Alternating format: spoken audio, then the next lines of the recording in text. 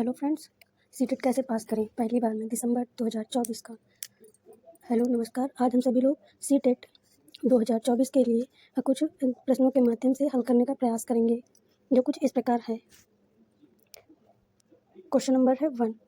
सस्वर वाचन का मुख्य उद्देश्य है। ए है पढ़ने में आनंद की अनुभूति करना, बी है बच्चों की पढ़ने संबंधी झिझक को समाप्त करना, सी है बोल बोल कर पढ़ना, डी है द्रुत गति से वाचन करना। क्वेश्चन को एक बार फिर से पढ़ेंगे। स्वरवाचन का मुख्य उद्देश्य क्या है? पहले का आंसर कौन सा सही है? बी, कि पढ़ने संबंधी है सस्वर वाचन की, तो बच्चों की पढ़ने संबंधी झिझक को समाप्त करना। क्वेश्चन नंबर है जो भाषा की कक्षा में समाचार पत्र पत्रिकाओं का उपयोग यह सुनिश्चित करता है कि शिक्षण सामग्री का उपयोग हो रहा है। बी है बच्चों की भाषा पर समाचार पत्र पत्रिकाओं का प्रभाव पड़ेगा या पड़े। सी है बच्चों को मुख्य शीर्षक याद है। और डी है बच्चे प्रमाणित लेख समाचार आदि पर अपनी प्रतिक्रिया देने की क्षमता रखते हैं। बी का दूसरे का कौन सा सही है? डी, कि बच्चे प्रमाणित लेख समाचार पत्र आदि पर अपनी प्रतिक्रिया देने की क्षमता रखते हैं। क्वेश्चन नंबर है 3। अब अगर पहले ध्यान से पढ़ा होगा तो ये आंसर जल्दी से सही कर सकते हैं। सस्वर पाठ का मुख्य उद्देश्य कौन सा है? बताएं कौन सा सही है इसमें। तीसरे का कौन सा सही है? बी, बच्चों की पढ़ने संबंधी झिझक को समाप्त करना। क्वेश्चन नंबर है 4। उच्च प्राथमिक स्तर पर व्याकरणिक पक्षों संबंध शब्दों की बारीकियों का आकलन के संबंध में सबसे अधिक महत्वपूर्ण है कौन सा? परिभाषाओं को जानना, शब्दकोशीय शब्द संपादन का ज्ञान, बी सी है संदर्भ में व्याकरण समझना, डी है पाठ्य पुस्तक की व्याकरण के ज्ञान जानना। 4 का कौन सा सही है? व्याकरणिक पक्षों को जानना है ना, तो कैसे हो जाएगा? संदर्भ में व्याकरण समझना। सी का 4 का सी सही है। क्वेश्चन नंबर है 5। संदर्भ में व्याकरण का शैक्षिक निर्वार्थक है। ए है व्याकरण पाठ के संदर्भ में सिखाया जाता है। बी है पाठ के संदर्भ में व्याकरण जानना जरूरी नहीं है। और सी है व्याकरण के संदर्भ में व्याकरण और संदर्भ दोनों अलग है। डी है व्याकरण का संबंध पाठ्य पुस्तक में ही होना चाहिए। क्वेश्चन क्या है? संदर्भ में व्याकरण का शैक्षिक निहितार्थ क्या है? 5 का कौन सा सही है? डी, कि व्याकरण के संबंध में ही पुस्तक में ही निहित होता है। क्वेश्चन नंबर है 6। आकलन क्या है? आगे लिख ले क्या है। ए है मूलतः शिक्षा केंद्रित ही होता है। बी है केवल यह बताता है कि बच्चे ने क्या नहीं सीखा। सी है भाषा सीखने सिखाने की प्रक्रिया का अभिन्न अंग है। डी है पाठ समाप्ति पर ही किया जाता है। आकलन का क्या उद्देश्य है या क्या है आकलन? ठीक, 6 का कौन सा सही है? सी, कि भाषा सीखने सिखाने की प्रक्रिया का अभिन्न अंग है। क्वेश्चन नंबर है 7। सतीश 7वीं कक्षा की विद्यार्थी है।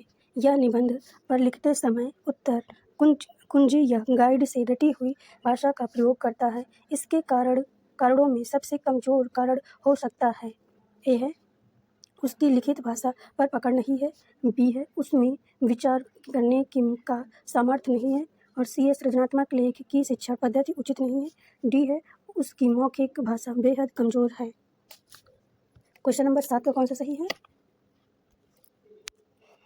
डी, उसकी मौखिक भाषा बेहद कमजोर है। क्वेश्चन नंबर है 8। पढ़ना सीखने का वास्तव में सबसे अच्छा तरीका है कि बच्चे ए है 12 खड़ी अच्छी तरह से याद करें। बी है बिना मात्रा वाले शब्दों की वर्तनी बता सके। सी है चित्र के साथ अनुमान लगाना सीखें। डी है सबसे पहले वर्षों की पहचान या जानकारी करना। यहाँ पे होगा वर्डों, ठीक, वर्डों की जानकारी प्राप्त करना। कौन सा सही है? 8 का डी सही है, कि सबसे पहले वर्डों की पहचान करना सीखें। क्वेश्चन नंबर है 9। पढ़ना कौशल में सर्वाधिक महत्वपूर्ण है। द्रुत गति से पढ़ना। बी है उच्चारण की शुद्धता। सी है अर्थ ग्रहण करना। डी है लिपि चिन्हों की जानकारी। अब क्वेश्चन को एक बार फिर से पढ़ें कि पढ़ना कौशल में डैश डैश डैश सर्वाधिक महत्वपूर्ण है। 9 का कौन सा सही है? सी, कि जो पाठ है पढ़ना कौशल के अंतर्गत उसमें कि अर्थ ग्रहण करना ही महत्वपूर्ण है। क्वेश्चन नंबर है 10, एकांकी पाठकों का मुख्य सर्वप्रमुख उद्देश्य है। एक है ए, एकांकी लिखना सीखना, और बी है एकांकी की समीक्षा करना सीखना सिखाना, और सी है एकांकी विधि से परिचित कराना, और डी है विभिन्न संदर्भों में संवाद बोलने की क्षमता का विकास। एकांकी पाठकों का मुख्य सर्व प्रमुख उद्देश्य है कौन सा? 10 का डी सही है, विभिन्न संदर्भों में संवाद बोलने की क्षमता का विकास करना ही उद्देश्य है। क्वेश्चन नंबर है 11, बहुभाषिकता अब आगे लिख ले क्या है। अगर लिख लेंगे तो पेपर में जल्दी से आसानी समझ में आ जाएगा। ए है शिक्षण अधिगम प्रक्रिया को बाधित करती है, बी है बच्चों के सृजनात्मक विकास में सहायक होती है, सी है कक्षा में क्षेत्रीयता को बढ़ावा देती है, डी है बच्चों के भाषाई विकास में बाधक है। क्वेश्चन को एक बार फिर से पढ़े कि कौन सा सही है इसमें? बी। क्वेश्चन नंबर है 12, हिंदी भाषा के प्रश्न पत्र में आप किस प्रश्न को सर्वाधिक उचित मानते हैं? ए है विशेषणों के कितने प्रकार हैं, कितने और कौन से भेद होते हैं, ठीक है। फिर उसके बाद है प्रत्ययों की परिभाषा लिखिए, सी है सर्वनाम के भेदों को उदाहरण सहित स्पष्ट कीजिए, डी है लेखन में पहाड़ों पर होने वाली बारिश का वर्णन कर एक अलग तरीके से किया है, आप बारिश संबंधी अपना अनुभव लिखिए। प्रश्न पत्र में उचित प्रश्न कौन सा है ये पूछा जा रहा क्वेश्चन में। 12 का कौन सा सही है? डी। यहाँ पे ये लॉजिक लगा सकते हैं कि पॉजिटिव और निगेटिव को अगर सब पकड़ेंगे तो जल्दी से सही हो जाएगा। क्वेश्चन नंबर है 13, छात्र की मौखिक अभिव्यक्ति की योग्यता का मूल्यांकन करते समय निम्न में से आवश्यक है। ए शुद्ध उच्चारण, बी है उचित गति, सी है व्याकरण तत्सम्मत भाषा का प्रयोग, डी है उपरोक्त सभी। अब जहाँ पे लगा कि उपरोक्त सभी लिखा है ला जल्दी से लगा लो उपरोक्त सभी, लेकिन पूछ किसके बारे में रहा है कि मौखिक अभिव्यक्ति की योग्यता का मूल्यांकन करते समय आवश्यक है क्या है? 13 का ए सही है, शुद्ध उच्चारण। क्वेश्चन नंबर है 14, श्रवण कौशल को विकसित करने के लिए उपयुक्त प्रणाली है कौन सी? अब यहाँ पे लिख लें कौन सी है। ए है व्याकरण प्रणाली, बी है तुलना प्रणाली, डी है गीत प्रणाली, और डी है खेल प्रणाली। श्रवण कौशल को विकसित करना होता है किसमें? गीत प्रणाली के अंतर्गत। खेलने के अंदर हाथ पैर चलेंगे, तुलना के अंदर एक व्यक्ति से दूसरे व्यक्ति में होगा, व्याख्यान में ये टीचर बोलेगा केवल, गीत में होगा कि बच्चा खुद सुनेगा और बोलेगा भी।